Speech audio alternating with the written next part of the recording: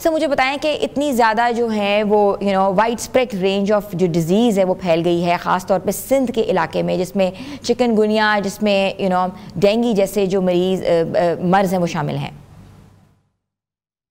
First of all जी बहुत शुक्रिया for the invitation. और यही प्रॉब्लम होता है जब मानसून आता है और रेन से रिलेटेड जब स्टैंडिंग वाटर हर जगह पे आपको दिखता है तो मॉस्किटोज वगैरह जो हैं वो बड़ी आसानी से वहाँ पे ब्रीड करते हैं और इन मॉस्किटोज के थ्रू ये डिजीजेस स्प्रेड करती हैं। वो एक इन्फेक्टेड इंसान से जब वो उसको बाइट करती हैं वो वायरस को कैरी करती हैं और दूसरे इंसान को जब ये बाइट करती हैं तो ये उसको एक और नए होस्ट के अंदर ट्रांसमिट कर देती हैं, जिसमें आपके पास डेंगू हो गया, चिकनगुनिया हो गया, उसके अलावा मलेरिया एंड जो एक और भी डिजीज प्रोसेस है वो इतना प्रेवलेंट नहीं है लेकिन उसका इम्पैक्ट बहुत मेजर है, which is West Nile virus, जो कि एटलीस्ट वेस्टर्न वर्ल्ड में काफ़ी कॉमन है।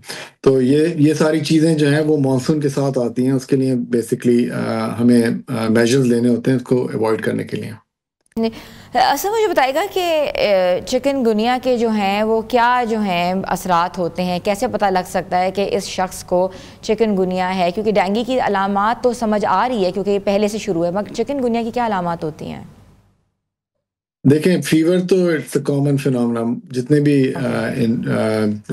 डिजीज़ के बारे में अभी हमने बातचीत की है, fever is a common initial presentation, लेकिन चिकनगुनिया का एक स्पेसिफिक जो सिम्टम है वो है इन्वॉल्वमेंट ऑफ जॉइंट्स, मस्कुलोस्केलेटल और जॉइंट पेन। वो बहुत एग्रेसिव होता है और वही एक डिफरेंशिएटिंग फैक्टर है दूसरी डिजीज़ से। सर डेंगू बुखार से सांस लेने में दुश्वारी या फेफड़ों में पानी भरने जैसी कोई अलामात जो हैं देखने में आई हैं? बड़ा अच्छा सवाल किया आपने।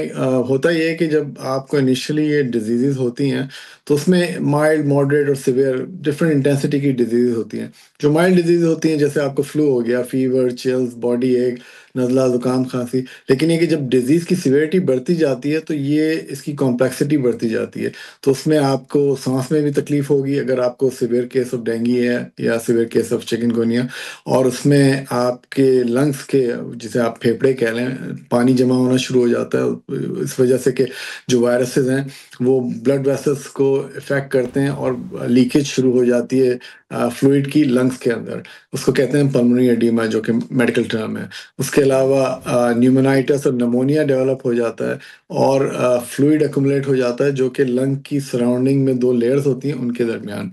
और जो सीवियरेस्ट केस होता है डेंगू का, जिसमें लोग लाइफ सपोर्ट में इंटेंसिव केयर यूनिट में होते हैं, उसमें हम डिजीज प्रोसेस कहते हैं ARDS, adult respiratory distress syndrome. वो बड़ा कॉम्प्लेक्स डिजीज प्रोसेस बन जाता है जिसमें ऑक्सीजनेशन या ऑक्सीजन डिलीवर करने में बहुत मुश्किल पेश आती है। सर जो लोग लंग्स की डिजीज़ से वाबस्ता हैं या जिन लोगों के जो लंग्स हैं वो वीक हैं, वो मच्छर से बचाव के लिए क्या एहतियाती जो हैं या प्रिकॉशनरी मेजर्स ले सकते हैं? देखें, बहुत सिंपल चीज़ें हैं। एक तो आपको मॉस्किटो रिपेलेंट, जो स्टैंडर्ड मॉस्किटो रिपेलेंट है वो आपको यूज़ करना पड़ेगा। कोशिश करें कि आप इंडोर रहें, कोशिश करें कि आप लॉन्ग स्लीव्स या लॉन्ग पैंट्स पहने, तो एटलीस्ट जो बेसिक आपकी चीज़ें हैं वो कवर हो जाएंगी। उसके अलावा एक जो मेजर इशू है वो स्टैंडिंग वाटर का है, और जहाँ भी स्टैंडिंग वाटर होगा वहाँ पे मॉस्किटो ब्रीड करेंगे और ये सारी डिजीजेस स्प्रेड करेंगी। तो उसको क्लीन करना और ऐसे पडल्स को अवॉइड करना, या ये है कि इस तरह से आप कंस्ट्रक्शन करेंगे वहाँ पे पडल्स ना बने, पानी एक्युमुलेट ना हो, तो that would be the most effective method in disease से बचने का। और जिन लोगों को लंग्स की बीमारियां हैं, जिसमें आप कह लें एज़मा हो गया, COPD हो गई, एम्फीसीमा हो गया, पल्मोनरी फाइब्रोसिस हो गई, वो बड़ी आसानी से प्रोन होते हैं। उनके अंदर ये डिजीज प्रोसेस बहुत तेजी से स्प्रेड करता है और they can go into significant amount of danger in a very short time frame as compared to normal host. Obviously sir immune system जो है उनका वो बिल्कुल लो होता है। मुझे ये बताइएगा कि नेबुलाइजर्स का जो इस्तेमाल है, क्या वो कोई करामद साबित हुआ है इन डिजीज़ को क्योर करने में? देखिए, नेबुलाइजर बेसिकली जो इन डिजीजेस में जो माइल्ड फॉर्म है उसका तो इतना कोई मेजर इम्पैक्ट नहीं होता, लेकिन जो सिवियर फॉर्म है उसमें ऑक्सीजन डिलीवरी बड़ा प्रॉब्लम करती है, जिसमें आपके लंग्स जो हैं, फेफड़े जो हैं वो परफॉर्म नहीं कर पाते और बार-बार स्पैज़म शुरू हो जाता है हुँ। डिज़ीज़ प्रोसेस की वजह से, फ्लूइड एक्युमुलेशन की वजह से, इन्फ्लेमेशन की वजह से। तो नेबुलाइज़र जो है वो आपके एयरवेज़ को ओपन करेगा और ऑक्सीजन डिलीवरी में हेल्प करेगा। That is the only way it will help. लेकिन ये डिज़ीज़ प्रोसेस को, ये वायरसेस को किल नहीं करता। ये खाली एक प्रोसेस है जो कि हेल्प करता है ऑक्सीजन डिलीवरी में और ब्रीदिंग में। Sir there is a question of mine कि दुनिया में वैक्सीनेशंस जो हैं वो आ गई हुई हैं, हर तरह की वैक्सीनेशंस, कोविड तक की वैक्सीनेशन आ गई है।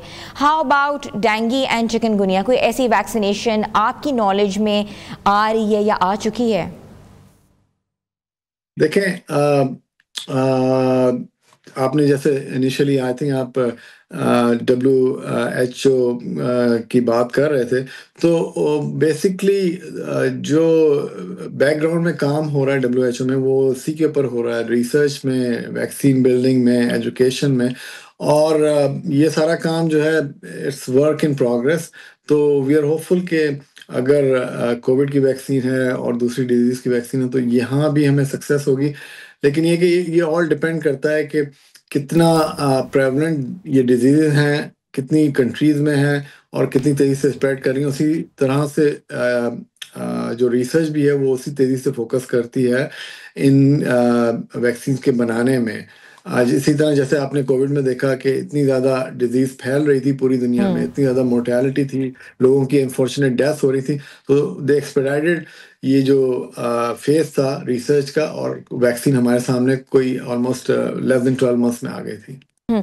अच्छा, समझ बताएगा कि जैसे ये जो डिज़ीज़ जो पाकिस्तान में जो इस वक़्त सिंध के इलाके में ख़ास तौर पे फैली हुई है, चिकनगुनिया है, लाइक मलेरिया है, डेंगू है, कितनी ज़्यादा इसकी मोर्टेलिटी रेट है? अ, देखें, जैसे मैंने अर्लियर कहा कि जो माइल्ड डिजीज़ हैं वो तो बेसिकली अगर आपको फ्लू हो जाता है, आप फ्लू से रिकवर कर लेते हैं, आप यंग हैं, there won't be any impact. लेकिन ये कि जिन लोगों को डिजीज़ेज़ हैं, जैसे एम्फीसीमा हो गया, एज़मा हो गया, हार्ट डिजीज़ेज़ हो गई, उनकी मोर्टेलिटी हाई होगी। उसके हुँ। अलावा एल्डरली पॉपुलेशन, उनकी मोर्टेलिटी हाई होगी। और ऐसे लोग जिनका इम्यून फंक्शन कॉम्प्रोमाइज़्ड है, जैसे आप कह लें कैंसर हो गया, लिम्फोमा हो गया, ल्यूकीमिया हो गया या ऑटोइम्यून डिजीज़ हो गई, तो उनमें मोर्टेलिटी हाई होगी। ठीक है।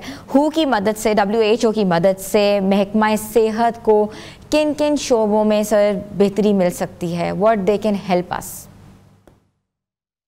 सबसे इम्पोर्टेंट चीज़ एक तो एजुकेशन, क्योंकि एक आम आदमी है उसको एजुकेट करना बहुत ज़रूरी है कि standing water is a problem. किस तरह अपने आप को प्रोटेक्ट करना है, किस तरह इंडोर रहना है सर्टेन टाइम फ्रेम में, किस तरह ह्यूमिडिटी से आपने बचना है जब ये रेन वगैरह हो रही है। उसके अलावा तो आप के पास एजुकेशन हो गई।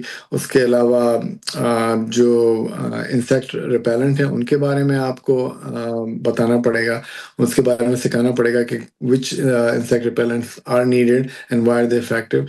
एंड देन जो हमारी पहले बात हुई वैक्सीन के ऊपर रिसर्च, तो बैकग्राउंड में WHO जो रिसर्च वगैरह कर रहे हैं उसका इम्पैक्ट और कब वैक्सीन और इस तरह की हमारे पास ट्रीटमेंट अवेलेबल होंगे।